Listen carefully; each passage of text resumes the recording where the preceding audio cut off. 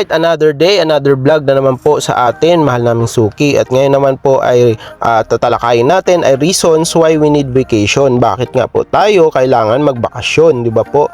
So instead na bilangin natin yung nagagastos natin yung sa ating bakasyon, ay kailangan din po natin ito para sa benefits ng ating well-being. Ayan nga po ang reasons natin na tatalakayin ngayon kung ano nga ba ang benefits ng mga pag nagbabakasyon tayo. So, mental health benefits. So, pag mental health benefits po, number 1 dyan yung nagre-reduce siya ng stress and anxiety. So, bumababa yung stress natin and anxiety. Number 2 naman po ay improve mood and overall well-being. So, yung ating mood natin, di ba, nag-improve, boost creativity and problem solving. Diba po, sa mga bata, sa trabaho, nagbo-boost ito ng creativity, di ba po? Enhances cognitive function and memory. Syempre yung mga memories na nabibuild natin, di ba po, yung ating health ay nai-improve dahil sa ating pagbabakasyon. Lower risk of depression and burnout. Ayan, pagod na tayo sa trabaho, guys. So kailangan natin na bakasyon para naman mawala yung depression natin, at the same time yung burnout, di ba? Pagod na sa trabaho. Diba po? Isa rin po yung mag-provide ng sense of calm and peace. Nagkakaroon tayo ng calm and peace sa ating buhay kapag palagi tayo nagbabakasyon. Diba po? Siyempre, increases resilience to stress. Ayan naman po, yung stress talaga, yung isa sa factor kung bakit nagkakasakit tayo. Pero kung bumaba yung stress natin at yung nag-increase ng resilience, ay siyempre naman po ay matatanggal or maiwasan natin magkasakit. So, magkaroon ng fosters mindfulness and gratitude. So, magkakaroon tayo ng gratitude at mindfulness. Encourage self-reflection and personal growth, 'di ba? Yung personal growth natin, 'di ba? And syempre naman po, help break negative thought pattern. So, pag negative na yung buhay natin, lagi na lang may problema, may pinagdadaanan, may mapagsubok. So, kailangan na siguro nating magbakasyon. Ayan po. So, syempre naman po, may relationship benefits din ito. Syempre, number 1 dyan, yung strengthens bonds with loved ones. So, katulad pong ginawa namin, karoon kami ng bonding sa pamilya.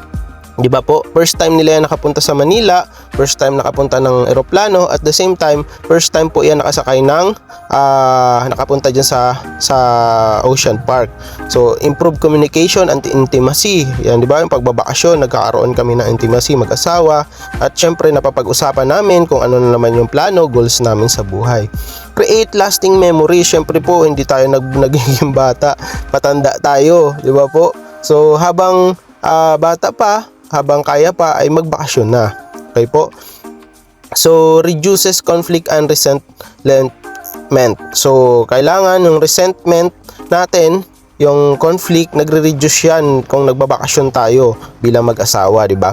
Fosters teamwork and cooperation. Ayan, kapag nagbubuhat kami ng mga bagahe, di ba? Nagre-reduce yan, nagpo-fosters teamwork and cooperation. Yung mga bata, kapag sinabihan namin hindi pwede, nakikinig sila. So, kailangan natin yung bakasyon. Dito natin ma-improve yung ating teamwork and cooperation sa family. Enhances empathy and understanding. Ayan nga po, pag sinabi namin bawal, hindi pwede, hindi nila pinupush yung gusto nila dahil nagkakaroon kami ng understanding. Promotes quality time. Syempre naman guys, nagkakaroon tayo ng quality time sa pamilya, di ba? So, sa business, sa work, may time tayo. Pagdating naman guys sa pamilya, ay magkaroon din po tayo ng quality time. Diba po? So, reduces feeling of loneliness and isolation, lalo na sa mga bata ngayon. Grabe sila kapag sila ay nagkakaroon ng loneliness, diba?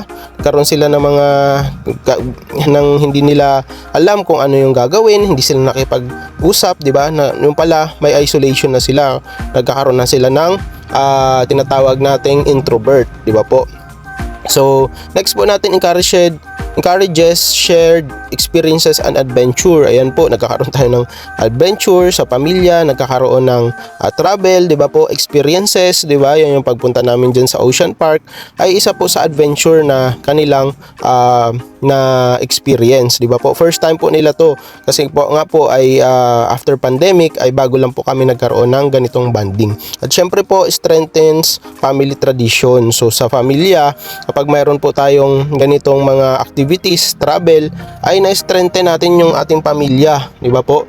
Kailangan po na paminsan-minsan ay nagta-travel tayo. Kaya naman po is kami as a financial advisor, di ba po, ni Sun Life ay kami ina-advise namin na 50% ng ating income ay nilalagay natin sa ating expenses. 20% naman ay napupunta sa ating investment at 30% yun po ay napupunta sa ating mga travels, mga luho, kung ano man gusto nating bilhin.